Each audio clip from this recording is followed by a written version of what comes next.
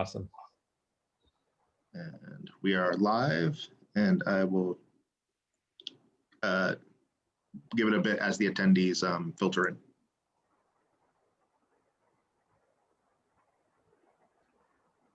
Hey everyone, for those logging in, thanks for coming. We're going to give everyone 2 or 3 more minutes to keep filtering in, and then we'll get started.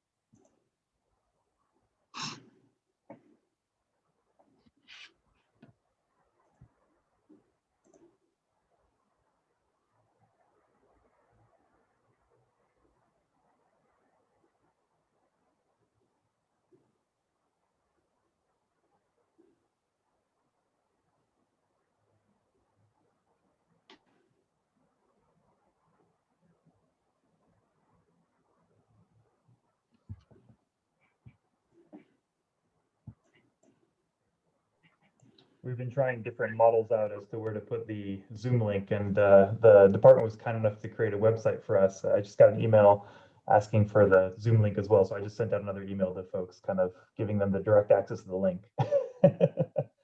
Cool. So we'll give them 2 minutes, and then we'll get started.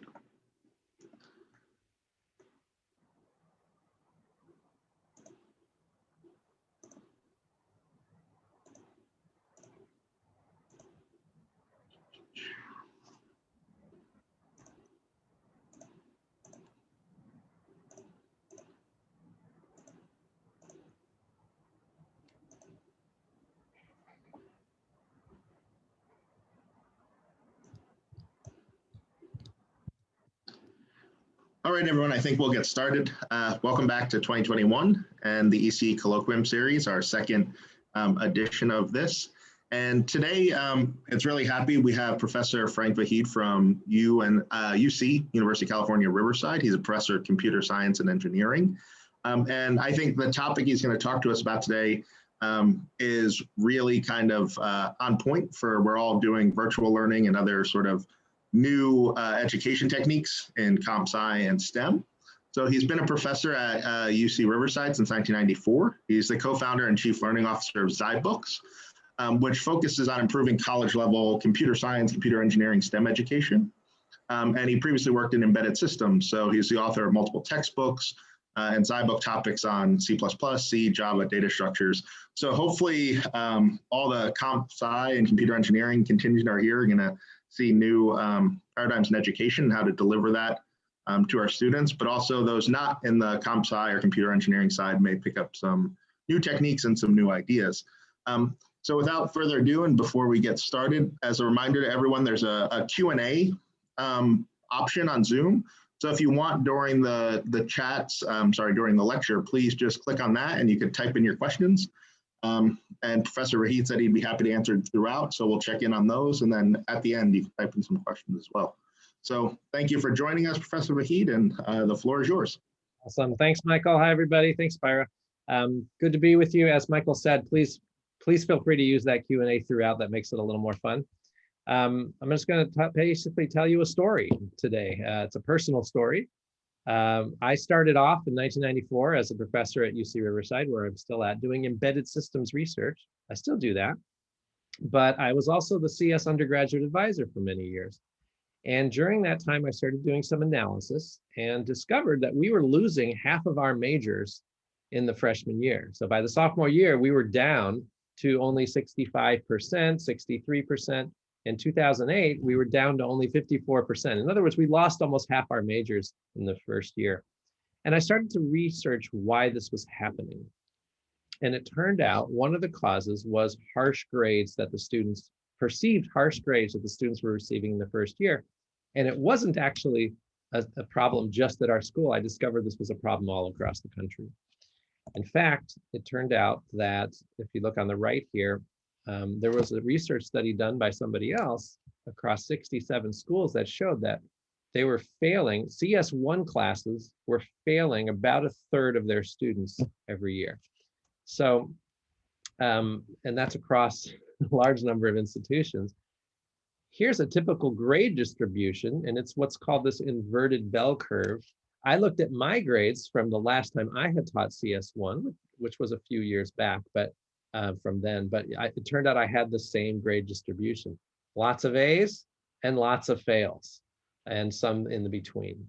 So a very common grade distribution. It's still very common. I've talked to a number of faculty, and it's still a common distribution. So around that time, when I was just finishing up my undergraduate advisor stint in 2008 or so, I decided I really wanted to start focusing more of my research efforts in trying to improve this situation across the country. We did a bunch of things at UCR that I'm going to talk about. All right. The first thing that I was having a problem with back then were publishers. So I actually had a couple textbooks published. I had one with Pearson, two with Wiley, digital design type stuff, embedded systems. And I was trying to get them to use the web, and nobody was using the web properly, right?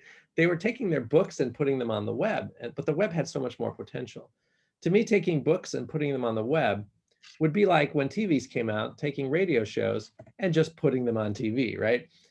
Which in fact was how some of the early TV shows were, by the way. But that's way underutilizing the medium. So I really felt like the web had a lot more potential and started experimenting with things around 2010 or so with trying to build learning content that used the web's interactivity. And so what I want to show you for a moment is what we ended up building back then. I actually started by trying an OER project, an Open Education Resource Project. I got some NSF funding, created an online website for learning C programming, especially for embedded systems. And it actually went well. We had about 10 schools using us. And then I realized I can't support this. So ended up taking a different approach to build this. And I'll show you that. But basically in 2012, I wrote a C++ book for the web. And so let me show you what it looks like. And I'm going to show you the current version of it. But it basically, you know, at its top level looks like a normal book. It's got a table of contents. You know, it's an interactive table of contents, but it's got the same subjects as a regular textbook. The difference is that when you zoom in and you start looking at the content, what you'll notice is that it looks a lot different than a textbook because there's a lot less just immediate, you know, kind of walls of text. And there's a lot more other things. So let me show you those other things. So one of them is an animation. I used to homeschool my kids, my wife and I, and whenever they had a question, the first thing I'd do is look for an animation, like in Encarta, the online encyclopedia back then, or on the web when it was available. And if I couldn't find an animation, then I would know I'm going to do more explaining. An animation just showed things, right? So for programming, it's really nice to just be able to show things. So I say, hey, statements execute sequentially. Well, I'll just show that the statements are executing sequentially. I say, hey, variable is a location where things are stored. Well, I can just show the variable and show things being stored into it. And so I don't have to quite say as much. You just kind of show it. So that's one of the neat things about animations. You can just show a lot of things. Let me just jump ahead here and show you recursion. So here's a fun animation. I remember trying to teach recursion to my students, and you know, a function can call itself, right? It's kind of a mind-blowing thing if you think about it, if it's a new concept. So here's a function, it's executing, and now it's going to go ahead and call itself. And so you just create another instance of the function, right? So I can just show that with an animation, and I can show it has its own local state, and I can really show that each thing has its own local state, and you're at a certain statement, and when you hit the base case, poof, you know, you return the value and it just disappears. So being able to show this animation has made a huge difference in our ability to teach recursion, and the students can watch this over and over again as well. At this point, I want to pause and just kind of ask if anybody has made use of animations in their own classes. I know a lot of people would use PowerPoint animations to teach concepts, and they would take time to build them. Spyro and Michael, could you watch the Q&A? Has anybody used animations in their teaching? Yeah, so folks in the Q&A, you could also raise hands if you want to chime in or type in the Q&A. I don't know if it counts as animations, but I crib a lot of YouTube videos and show those. So I think maybe that counts. Yeah, students. Yeah, And right. sometimes I'll do very exciting PowerPoint transitions. Oh, well, that might be the opposite of what. Yeah. All right, thanks, Michael. So the other thing that you'll notice if you look through this content is lots of questions. So I like to think of it like this. If I have a student sitting there next to me, I wouldn't just lecture to them for 30 minutes, right? I would probably try to explain a concept in my office hours or something, and then I'd start asking them questions to see if they understood it. And depending on their answer, I would then go back and forth with them, more of a dialogue. So we tried to write the content in more dialogue format, which the web enables.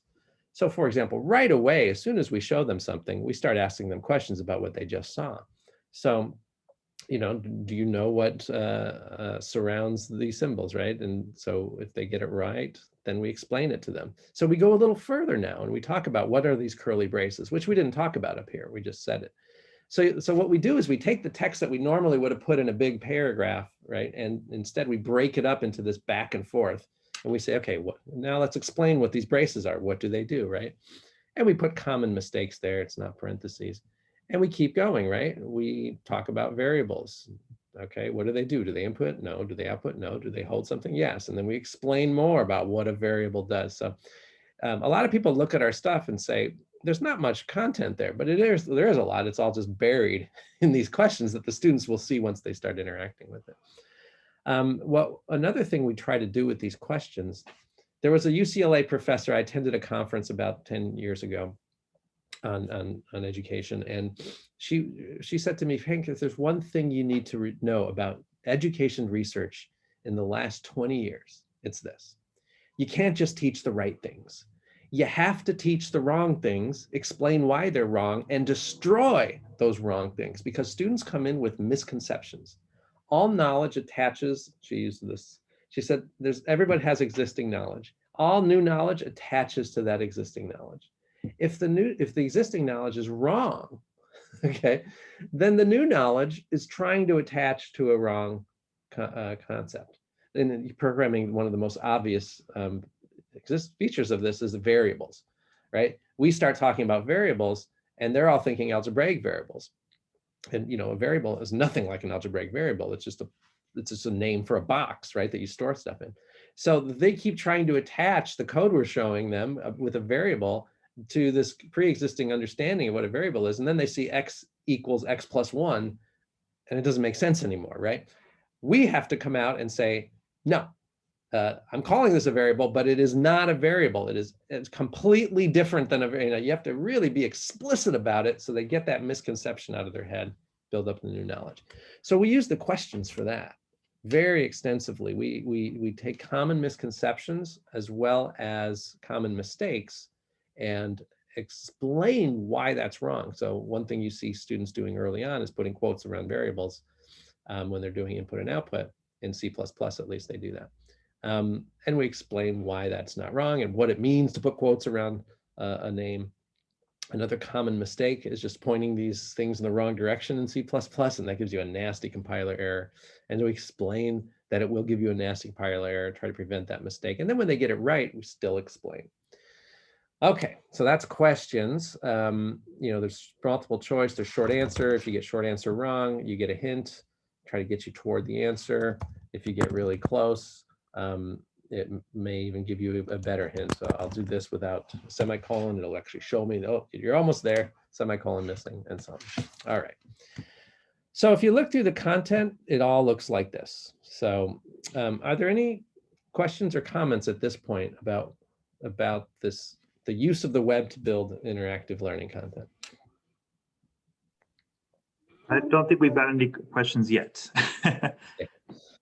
Another thing is that, if you want to learn piano, you got to play piano. If you want to learn tennis, you got to play tennis, right? So if you want to code, if you want to learn programming, you got to program. So we built in a lot of built-in coding windows. So no compiler necessary on your local machine. You can just start writing code right here in these little windows here. So here's one here. I'll just write some code that's going to obviously give me a compiler. It goes off to AWS, runs GNU compiler, gives you the message back. You know, if you get it right, it'll tell you how many points you're getting and so on. And you can do that. We have these built-in programming assignments, and then we have full-blown labs as well. So the entire programming of the class can be done in the system here, all auto-graded and everything. So just jumping ahead here, these are the branches, and you can see there's a bunch of labs that are available. So I can pick and choose which one I want to use, or I can build my own. And so the student is basically still just writing in this window. You can see I worked in here before, so you can see my code. So as you see, there's a pretty substantial amount of code there. There can be hundreds of lines, multiple files, and so on. And I can practice as much as I want. So I can try to run that program there. And it's reading this input, and it's telling me how much change, how to give change for 45 cents. Okay. And you know, and then if I'm happy with that, I can go up here and try to submit it for grading. And now it's going to run it a bunch against a bunch of test cases. So you can see all the test cases it's running, and it looks like I passed all those. And you can see I've actually used this before, and so it's showing me a history of my. Hey, Frank? Yeah, go ahead. Yeah, sorry to interrupt. A couple questions came in. They're both, basically they're trying to clarify whether you are using a tool to create the books and animations, or whether all of this is part of zyBooks. I think they want a little clarification about how the environment comes together and what's part of the website, or what's standard, or what the instructor makes themselves. Oh, sure. So I'm showing you the book that I wrote back in 2012 with in its current form. And basically what ended up happening is I ended up starting a company to support this, and that's zyBooks. And so zyBooks has 30 or so books now. They have the whole lower division of computer science, and it's all just available off the shelf. So primarily, it's a bunch of pre-made stuff that you can use. For the labs, you can make your own if you want. So there's a bunch of pre-made ones, but you can create your own lab. So I could just go here and start building a lab. It's all web-based, so there's no scripting or anything like that. And you just write your lab spec, pick a bunch of things, say what test cases you want, right? When the input is 5, the output should be 10, and so on. And then basically when you're done, you've got a new lab. Let me just put a title here so you can see it. You know? So, and when you're done, you basically have a new lab that the students will then see in their book, right? So there it is. It shows up in their book as a section.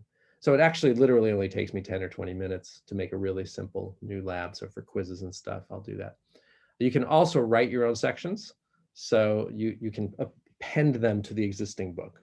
So primarily to answer that question, it's an existing book. There's about 20 or 30. The whole lower division of computer science is covered, plus a bunch of other stuff. But you can add your own stuff. The same person was asking a follow-up, which is the example that you gave of the recursion. How long would that take to make? Is that an hour, a day? I guess how much effort is involved? Oh, to make the animations? So actually, yeah, sorry, the animation for that, yeah. Yeah, the animations are all done by our authors, and so you know, it takes the authors half a day, up to a day to make a good animation. Could take, I mean, the tool is easy to use. You could make it in 20 minutes. It's more thinking it through. That takes a long time to make a good animation. This is not currently available to the instructors to make their own animations. So. Got it. Okay. Any other ones, Spyro? That's it for now. Okay. So that's the content, if you look through it. So it's basically got the animations, the questions, the lab activities. You can basically download all that, and you can see exactly how the students are doing on everything. So on the readings, right, the animations, the learning questions, you can see what percentage each student has completed. On the challenge activities, the built-in homework, so you can see how much they've completed. And on the programming assignments, what we call labs, you can see. So you can basically give them grades for all that. Integrate it directly into your grade book, so you don't even have to look at this if you don't want to. It can go straight to your grade book. Okay, so that's the book that we now have. So what do we use this for? So one of the main things I wanted my students to do is I wanted them to read before they came to class, so that our class time would be better used. I didn't want to have to teach them all the basics. So I basically started giving them points for doing this, right? Hey, I want you to read chapter 1 before class, and now they do it because they get points for it, right? Because every time they do one of those activities, they get a little checkbox, and then they get their points. So we did some research back in about 5-6 years ago. How many points do I have to give to get them to do the reading? And we looked at a bunch of different schools that were using this material. And we found that, if you basically give about 5 course points out of 100, you get most of the effect. We tend to get in the high 90% completion rates. I have about 100 students in my section. We have about 4 sections. All across those sections, you'll see this sort of completion rate. So there's our school right there. We're usually up around the 90s. Some schools have different rates, but you don't have to give a lot of points. So that was kind of a nice finding. About 5 points is all you need, and you get most of the effect. Then we wanted to see, does interactive content actually help learning, right? And so we did a controlled study back in 2013 or so, where we took 250 students, and half of them were given an online, the #1 digital textbook at that time. It was a regular textbook in digital form. And then half of them were given this interactive content. And we gave them a pre-quiz and a post-quiz. Both contents covered the same subject matter. And what we saw was that on average, the students who had the interactive content had 16% more improvement between the 2 quizzes. But what was really interesting was that the students who bombed the pre-quiz, the students who came in the weakest, they showed dramatic improvement and almost came up to the class average. So this was really exciting because those were the students, that was the whole point of starting this thing, right? Was to help the students who were struggling so that they wouldn't end up with a D and the F in the class and then drop out of the major. So this was very exciting to us. More recently, a school teaching a large 450 student intro class, UC Irvine, told us they were going to switch to this interactive content. And so I asked them to do a survey before they switched. And the survey, one of the survey questions was, the textbook contributed to my success in the course. It was an agreement statement. And you can see the agreement is all over the map. About half the students agree, half the students disagree. Quite a few disagree, right? The next quarter, when we switched to this interactive content, right? So the textbook became interactive and asked, the textbook contributed to my success in the course. You can see it's all to the left now pretty much. So the students recognize that they're learning more from this material, this type of material as well. So big fan of interactive content, especially for these lower division courses, especially if we want to reach out to the students who aren't immediately getting it, right? If we want them to have them wade out to the deep end of the pool rather than just kind of throwing them into the deep end.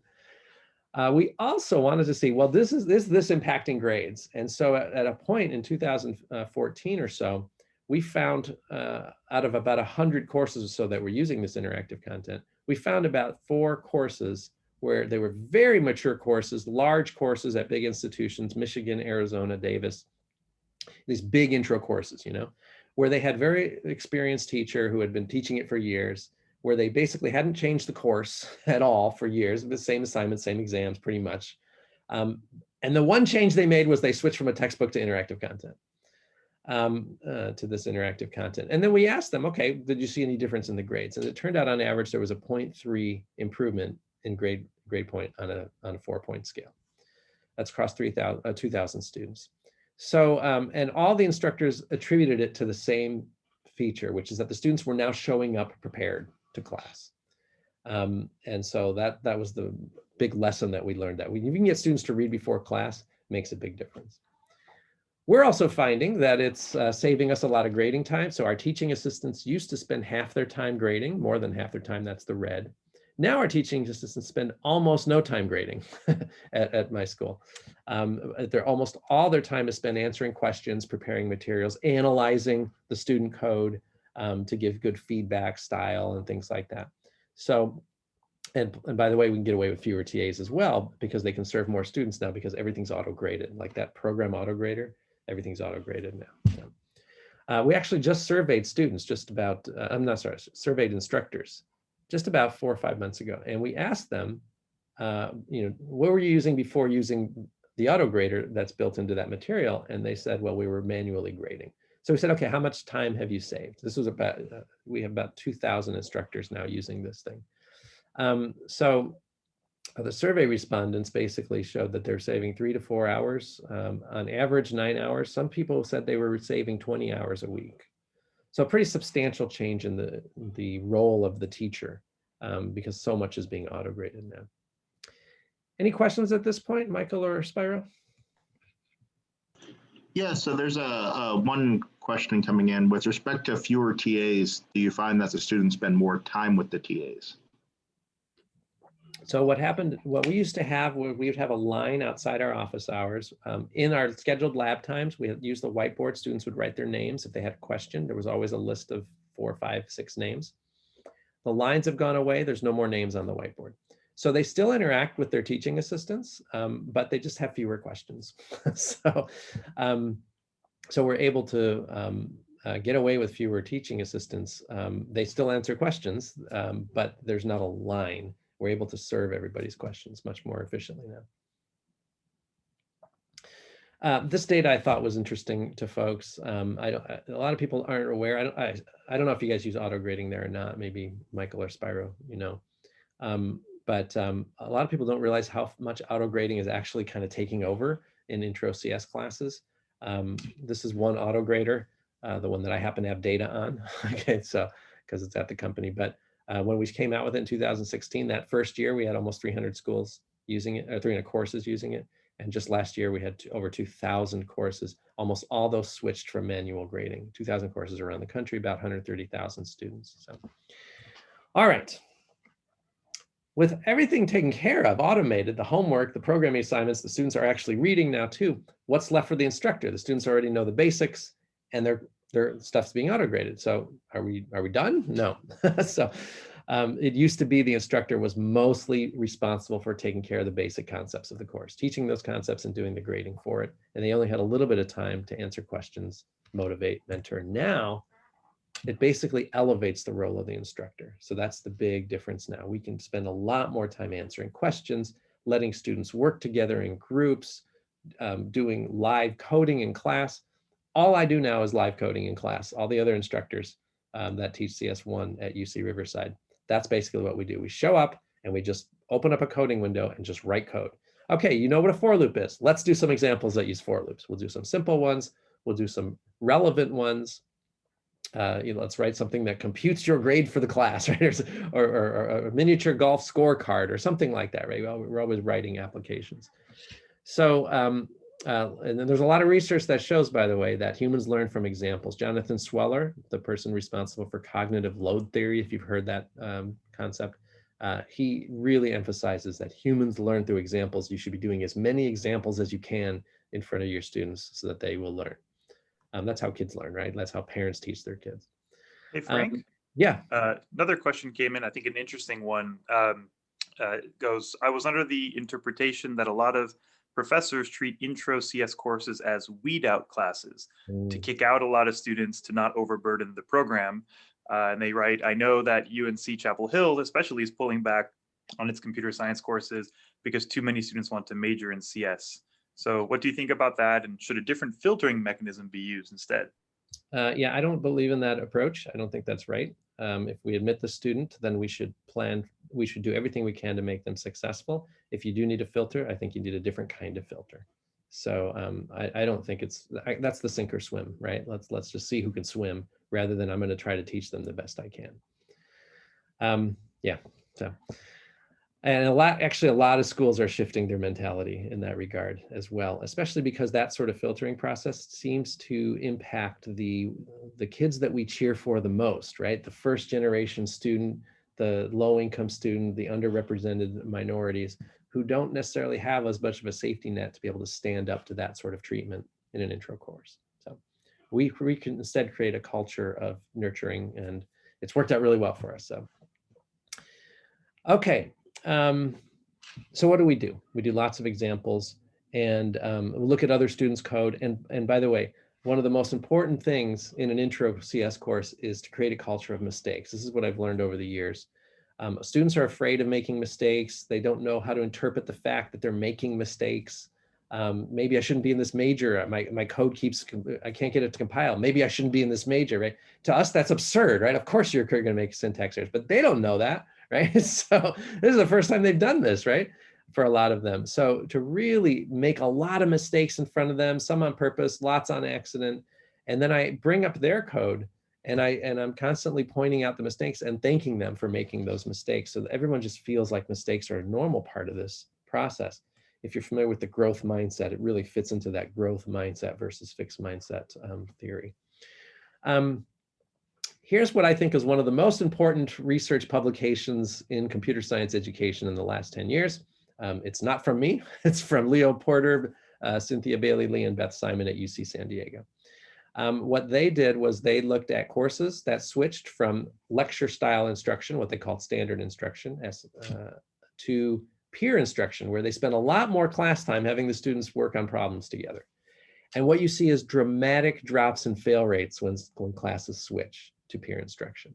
So makes a big difference. So I do examples in front of class now, and based on this research, I make sure the students do examples and work together, especially when we're in person, so that they can get to know each other and they can help each other. An education researcher at my school that was working with me on a project said, Frank, the explanations from a peer are far better than the explanations from an expert because they know how to talk to each other. So I thought that was a really good point, and I think that explains part of this.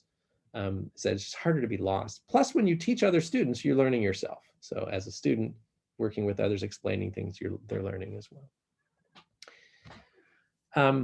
Let me talk a little bit about online. In 2012, we introduced the first online course at UC Riverside, and it was our Intro to Programming course. We introduced one section online, so we got that whole process through the academic senate. It wasn't easy to create the first online course. Nowadays, of course, with the whole pandemic, it seems strange that it would have been hard to create it. But anyway, when we first created it, it didn't work out well. We actually had a 52% fail rate, which was really a bummer, the first offering. And the reason why is we taught it asynchronously. I realized that students were too undisciplined for asynchronous in a freshman level class. So we introduced synchronicity. It's now basically the same as a regular course. It's 3 hours of lecture online, 2 hours of lab online, all required participation points for coming. And so, by the way, if they can't come, then we give them an alternative. But what happened was, this was really surprising to me, chat became the star. This webinar doesn't have that set up, so I couldn't show you that, but that's okay. You can imagine, it's sort of the Q&A that you see going on here, but with the chat, it's more real time. Let me show you what this looks like. This is what a class looks like when I show up. I show up, there's already conversation going on. The students are all talking to each other, talking about the weekend, joking around about the movies and stuff, which is great because normally that didn't happen in a regular class. You'd have pairs talking, but you didn't have the whole group talking. So I have 100 students now, all kind of, talking to each other. The TA's there. I show up, I start talking, I start teaching. As I'm teaching, as I'm going over an example, they start asking questions. And there's a lot more questions because it doesn't require stopping the class anymore. It just requires typing a little thing. And then they answer each other's questions, which never happened in a regular class, right? So it's really neat to see this going on. And then I will make use of the chat. I'll poll them very frequently. And then their answers fly by like that. I can't see them all, but I can see at least enough to see if they're getting it or not. And then I also point out the errors. Sarah, thank you so much. You actually made a very common error, and I'm glad you made it because it lets us talk about it a little bit. So thank you, Sarah, for that. And we go on and on. And believe me, they don't actually get offended when I do that. They're like, oh, you're welcome, right? And stuff like that. And it becomes really fun. This is an analysis of the chat sessions for one particular 60-minute period here. And you can see here how many chat messages per minute, and the spikes are polls. And so you see I'm polling them every few minutes. And then this is the number of messages over the 60 minutes. And you can see I got about a third of the class pretty active there, right? Which doesn't happen in a normal class. You don't get a third usually of the class. All right, any questions or comments on online teaching or the chat? So our online teaching, our online sections are almost identical to the physical. The only difference is we're using Zoom, but we run them exactly the same. We do examples, culture of mistakes, and the chat is even more powerful in some ways. So, all right, let me tell you some research we did once we introduced the auto grader. Once I had the auto grader in 2016, and we were doing our traditional one programming assignment a week with a couple of warm-ups. I realized, why am I only doing one a week? If I want them to learn tennis, I don't have them play one match a week, right? I have them doing serves over and over and over, right? And and doing backhands and so on. So what I did was, in addition to those homework problems that are built into the material, instead of having one programming assignment a week, I gave them 7 a week. So 7 programming assignments on for loops, right? So then they really get a lot more activity. Now, of course, they're smaller programming assignments and each one takes less time. So we then ran a study where we had 2 sections of 80 students have our regular 1 programming assignment a week, and 1 section of 80 students have the many small programs a week. And then we surveyed the students, and on every question we asked them, the many small program students were happier. They felt more prepared, they enjoyed things more, they were more confident, less anxious. And they did better. They did substantially better on the programming portion of the exams. So the midterm, the coding portion, they did 20–25% better. On the final, they were still doing better. So, and they said that they liked having many small labs, like that kept them focused, and it's exciting that they're getting points in the bank right away. We saw earlier starts, you know, oh, I can knock this first one off tonight, right? The day it was assigned. We see people starting to work on the day it's assigned. It's not perfect. About 1/3 of the students still wait till the due date and start working, but it helped a lot. I started experimenting even more. I said, well, I'm going to give you 7 programming assignments worth 10 points each. They're all auto-graded and you get immediate feedback and you can get partial credit on each one depending on how many task cases you passed. So just get 50 points and then you get full credit for the week. So I can do stuff like that now. And you see students going through and a lot of them stop at the 50. You can see the big bubbles there. This is 8 weeks of the course right here you're looking at. So in the 8th week, most students stopped at 50 points, but you can still see there's a bunch of students who go up and do all of them in the first few weeks, especially. That's kind of neat. And I asked them, why do you do more? They said, it's fun. And here's one reason why we don't need as many TAs, not just the auto grading, but when they get stuck now, they just pivot to another program assignment. So this student got stuck. This is one student working through 7 programs over the week. You can see 350, 400 minutes they spent, 7 programs. They aced the first one, took them almost no time. The second one, they struggled on a bit, took them about 100 minutes. Then the third one, they got 80%, right? So they couldn't pass the last few test cases. And so they just switched and went to the 4th one. And eventually they came back and finished that first one. It took them 103 development runs and 15 submissions against our auto grader, but eventually they got it. So what happens is they end up helping themselves. If they get stuck, they just move on to another problem, and then maybe they'll have time to ask a question on the discussion board, or they'll come back after getting insight on one of the later ones. So they don't have to just stop, you know, and wait for office hours. There's a question maybe relating to that popped up. Sure. Do you think the students don't get the experience of writing a complete program if they're smaller or shorter in length? That's the most common question, and the next slide covers it. So you're absolutely right. They have to learn to write complete. Well, by the way, these are complete programs, which are smaller, but they have to learn to write more substantial programs, you know, larger programs as well. So what we did was we did an analysis to see, are we hurting the students by having them only do many small programs in CS1? And by the way, we're on quarters, so it's 10 weeks of many small programs, not 15 weeks. You could switch in the middle of the quarter, or in the middle of a semester if you wanted to. But we did an analysis and we found that students who came through our CS1 class and then went into our CS2, which is one large program, and are they doing worse? No, they actually adapted perfectly fine. In fact, they're doing slightly better, okay? But that's not the point. The point is we didn't damage them. So they can learn. So, you know, it seems like it's a reasonable approach to start with a many small program approach, and then 10 weeks or so into your term, switch to a larger program approach. Okay, another point, the last main point, and then I'm going to go over some our findings and then talk a little bit about cheating. I have found, I actually, for many years, I was actually responsible for hiring a lot of our lower division instructors and managing them as well as our TAs. I have found that one of the most important things for student success is to have positive instructors, people who are warm and supportive and encouraging. Our teacher of the year was in biology. She converted our biology 101 course, which was a massive weed out course before, into one with a lot of success, and which was really hard because it's a standard final exam that they give. And that was her main point too. She would go around, put her hand on people's shoulders and say, you can do this. Okay, so that was her main thing. That's how she converted the course. So, and then I discovered this research recently that professors who know how to connect with their students have a dramatically better results from their students. The retention rate, 20% higher, course grade, 10 or so percent higher.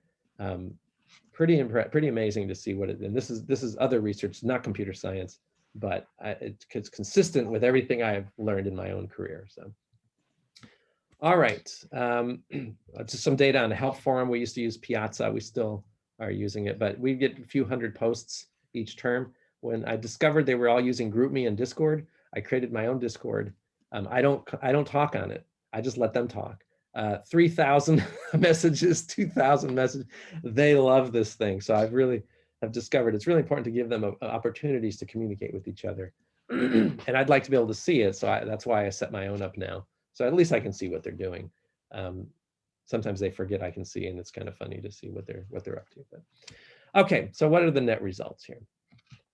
I did an analysis of our CS1 grades from 2008 to 2012, about 3,000 students, and this was our grade distribution, kind of that inverted bell curve.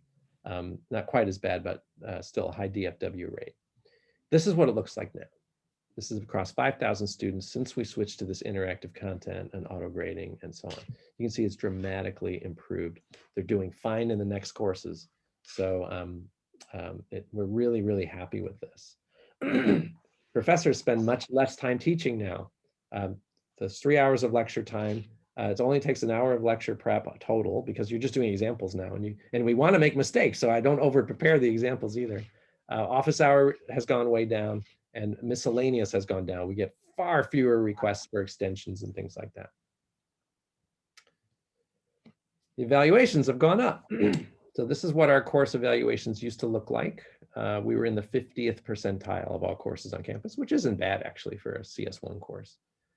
Then when we switched to the interactive content, we went up into the 65th, 70th percentile. When we switched to the many small program approach, we went up into the 85th percentile of all courses on campus. So we're in the top 15% of all courses on campus. And this is a required CS1 course for majors and non-majors. Normally you don't get that much enthusiasm from students. Their comments are really positive too. If you look, and we don't get very many negative comments now, even the bottom of our evaluations, if you look at the worst comments, they're generally not actually bad. They used to be. They used to be like, oh my gosh, I spent so much time on this class and I still got a D. You guys are terrible, right? And we used to get a few of those down at the bottom. Now we don't. Amazing experience. A lot of people love the online experience. They love that chat. Most interactive class ever. Skeptical at first, decided I took it online. This happens to be for the online course. It's very consistent across instructors, and this is a big issue for big institutions, right? Which is that you have a lot of different people coming in, you have visiting professors, you have adjuncts and things like that, in addition to your more experienced staff. So across 6 different instructors, our grade distribution looks pretty good. So there's nobody is failing, because the students, there's this, like, you remember that figure I showed? The basics are covered. You go in and you do something on top of that, you add value now. The evaluations are pretty consistent. And even a first-time teacher teaching an online course for the first time, this red bar here, boom, they're already in the 4s, right? So, on a 5-point scale. So, like the Yelp review, this is our evaluation system. It's on a 5-point scale. So being up in the 4s on your first time teaching something is pretty good. This is the first time teaching CS1 for Blue here, in the 4s right away. So very consistent results. And here's the punchline, guys. Remember that retention rate I showed you, where we were down, 50, 60%, we were retaining. As soon as we switched to the interactive content, you saw a rise. And now we are up at 90%, and we held at 90% for many years. Since 2014, we have a 90% retention rate of our CS majors. Our college has seen some change in their other majors, but it's not a college-wide issue. Our major is the one who changed, largely because of these switches. And what's kind of neat, the women are staying at an even higher rate than the men. They used to leave at a higher rate. Now they're staying at a higher rate than the men. I think it's the supportive environment, lots of feedback, positive instructors, that combination, and they're happy. As you guys probably know, in order to support all of this, I did create a company. I tried the OER approach. It didn't work. I went with a company. I needed professionals to maintain it. So that interactive content that I showed you is now being used at 800 universities, about almost 300,000 students now. Frank, before we get into this next section, I think there's a couple questions that relate to Oh, what sure. you just talked about. Sure.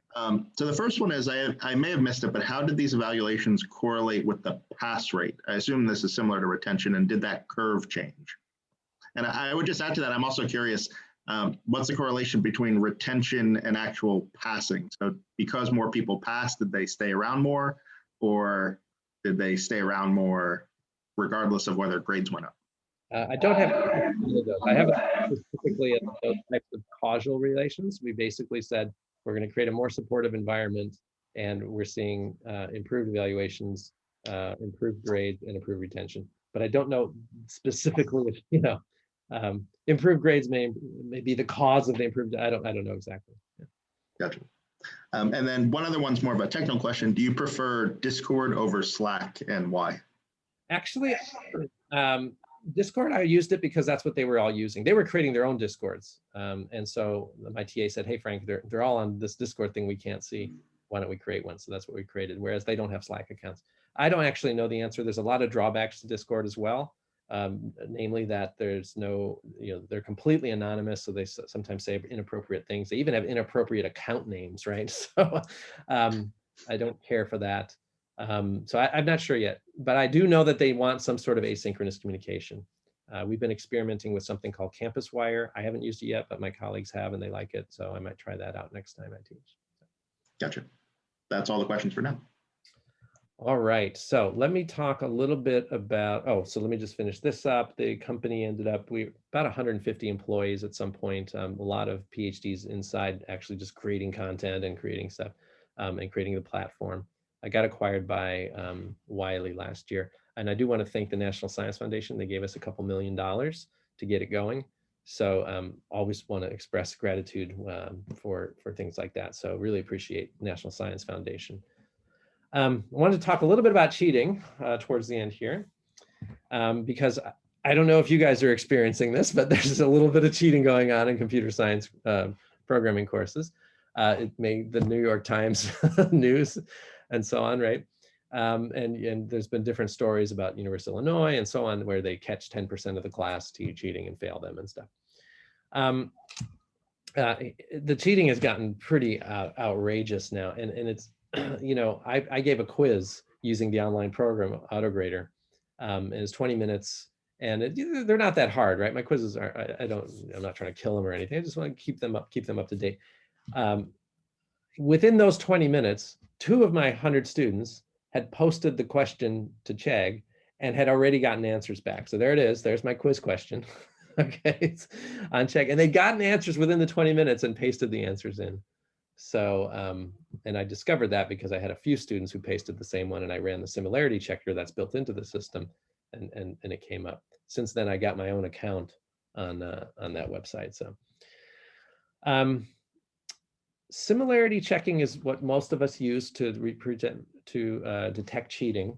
What we've learned is that telling the students we have a sim checker doesn't necessarily prevent them. I think they just forget, or they just don't believe they're going to get caught. So what I've started doing is I show the sim checker in class in a positive way. Not that, hey, look who I caught cheating last week, but rather I say, hey, everybody, you guys all did this in class programming activity. Let's see if any of you came up with similar solutions. And I run the sim checker and bring it up, and they can see that even though they use different variable names or whatever, it's showing up as similar. And then I talk about it. Okay, why did you guys come up with this approach, right? Or you're doing things in a very clever way. Here's what's neat about it, or maybe there's a better way to do it. But they see the sim checker now regularly. So it's not just a vague thing that they heard about on the first day of class. It's something they see regularly, and they're like, huh, if I copy Joe Schmo's code, it's probably going to show up on Vahid's sim checker, right? And they know I use the tool. They know it's not just something I keep in the closet. The other thing, remember when I was doing that programming, I was showing you this kind of signature. I don't know if you noticed it, but there was this signature developing. Every time I ran the code on my own, if I was using the built-in IDE, I don't have to use it, I could upload, but I require my students to use the built-in IDE so that I can see all their effort. I know exactly what day they started. I know how much time they spent working. And this is a compact visual representation of that. Each dash means they tried to run their code on their own. Each number means they submitted it for grading against the AutoGrader. I can see that this student started on Sunday, then they worked on Monday, then they worked on Tuesday, and they ended up with 8 points. Here, Pat here started on Monday, worked through and got their 10 points.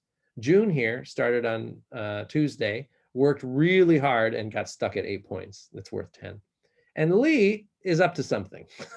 So Lee did one submission and got a perfect 10, very unlikely. So then I go and look at Lee's code and I can see Lee cheated, and I actually called Lee, and Lee's not the real name of the student, but I called them in and they copied off of a website somewhere. Okay, so this is kind of a neat thing, and I show this to students too, and I say, oh, let's see how you guys are doing this week. You know, oh, I can see you guys are working hard and stuff. Again, they see this. It's kind of like those public view monitors at shoplifting, to prevent shoplifting. If you see that you're on camera, you're less likely to shoplift. That's why those monitors are there, by the way, if you've ever seen those when you walk into a grocery store. Just a reminder, oh, by the way, I can see what you're up to, and that discourages people. At UCR, I have 2 PhD students doing a lot of research on tools to help me gain insight into programming behavior. I showed you these workflow charts. Those are actually auto-generated. So for every student, I can see their work patterns for the week. This is them working on 7 programming assignments for the week, right? And I can see how hard they're working or how hard they're not working, right? I get a roster view. I get all sorts of data that tells me that, hey, we think they're hard coding to the test cases. They're trying to. There's some anomalies in their code that we wouldn't expect in your student's code. Hey, they wrote a bunch of code and then drastically changed their solution, which is suggestive of them copy pasting a solution. So for example, here's some anomalies, right? This is the code I would expect from my students. I don't teach them arrays, character arrays. stdafx is not an include file that we use. That's something from Windows and stuff. I don't teach them array accesses. I don't teach them this brace style. So there's all sorts of things. So we have these scripts that will automatically detect code that was probably written by somebody who's not in my class. Now, it could be an experienced programmer, and I would just contact the student and they'd say, oh yeah, I already have experience. Here's why, blah, blah, blah. And they proudly tell me why they use their approach. Looking for drastic changes is another thing. The teacher who teaches CS50 at Harvard, David, he points out that often cheating is an act of desperation. So they'll work, they can't get it. And then all of a sudden the solution changes because they got it from somebody else. So we look for that. So our algorithms look for that as well. So, and then what we have is a tool that will highlight, show me every code snippet that the student has submitted, and then highlight any difference between successive things. So it makes it real easy for a teacher to see the sequence of code that students have submitted. And so we hope to make these tools available. This is all at UCR. I hope to make this available soon, maybe in the summer to everybody. So we're working hard on that, trying to get it all set up. This is one of the winners. I thought you guys might enjoy this. So this is a Java assignment that a student was supposed to submit. This is not my class, somebody else's class. So here's the header, the public class for the Java. And then what do you see? You see Python code. What happens is sometimes students will look for solutions on the web and copy it in and not realize it's a different language. But this student took the cake because they actually accidentally copied and pasted the stuff at the bottom of the solution that was on the web and called, you prove this answer, and then the question that they had about it and so on. So it's really good insight when you can see the whole sequence of the student's code and not just their final submission. All right, a little bit of data. Since we introduced signatures, we see that students are spending more time doing the coding, more than double on average. So that seems to be having an impact. And we see that our sim checker is showing up fewer concerned students, right? We used to get around 20 to 30% whenever we ran the sim checker on a program. And now we get about 10% that we have to go in and look at more carefully. And we still do see copying, but it's gone down quite a bit. All right, that's what I had today. So got a few minutes, I guess. Is that right for questions, Spyro and Michael? Yeah, we have about 5 minutes, a little bit more if you have some time. So there's one question, I guess one comment in here for those who asked the question about Discord, and a student chimed in saying, we already use Discord for personal group chats on like Slack, so probably easy transition. There you go. And then a question that's posted, what debugging support is there for zyBook IDE? I have my students code in something I don't know, Clion, CLIon, maybe, and upload to zyBook for grading. I'm a hardware guy, so this is all new. Okay, not much yet. There is actually at zyBooks, the engineering director has really emphasized trying to improve the programming experience. It's a decent experience, but it's not a full-blown IDE.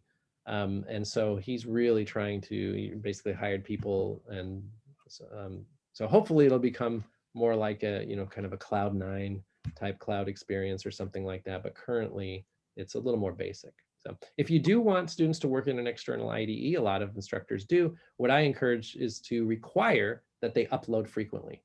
And that way you can still see the sequence of their code. You can know when they started, you can see that if they're developing, you can see these drastic changes and things like that. So I still require, actually at UCR, our CS1 class has two large programming assignments, and we have them develop externally for those. And then we require them to upload frequently. Sounds good. Any other questions from the audience? You could type them in the Q&A portal. I have a question. This is Spiro. While we wait, just in case someone else types one in. So I teach more like semiconductor physics and devices classes, so very different to the type of content that you showed here. And we're trying to also use a textbook that has an online portion with questions, and they randomize variables and stuff like that.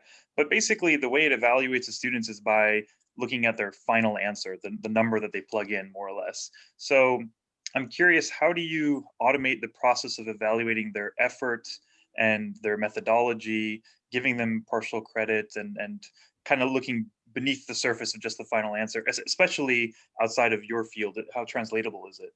Yeah, that's a tough problem. So, you know, in computer science, you can give additional points for like how hard did you work, right? So like I said, we're trying to build these tools where you can see all their effort along the way. And in fact, the system, the zyBooks system, has some stuff built in already. So you can see all their code submissions. So you can give them partial credit for that. You can give them credit on style, you know, did you write clean code, things like that, even if they didn't get the perfect solution. For other subjects, same thing. It's a hard problem. One of the things we try to do, like for our circuits material, is we don't just have one big problem, right? Our auto-generated problems start with a simple one, and then a slightly harder one, and then a slightly harder one, and then a slightly harder one. And they can't move on unless they've answered one of the earlier ones. If they get the earlier one wrong, they see a solution, then they get another one auto-generated. So we call that progressions. So our homework for circuits and other subjects, statistics and so on, very heavily based on progressions. That doesn't solve the problem that you need them doing the larger ones too. You can't just have them do all these simple ones along the way. But it's part of it, right? So they're not as frustrated that they got 0 at the end of doing a lot of work. That doesn't happen. So we solve part of the problem, but not all of it. Gotcha. Thank you. Any other questions come up? All right, if not, I think we're spot on time. I want to thank Professor Vahid from UC Riverside for coming to talk to us about different aspects of online education in CS and STEM. And I think from a lot of the data presented, provide us a bit of hope on our forays into virtual learning in the last couple semesters, and maybe some new techniques to do it. So thank you for joining us, and for everyone who came, thank you, and we'll see you at our next colloquium on Friday. Have a good weekend. Thanks, everyone.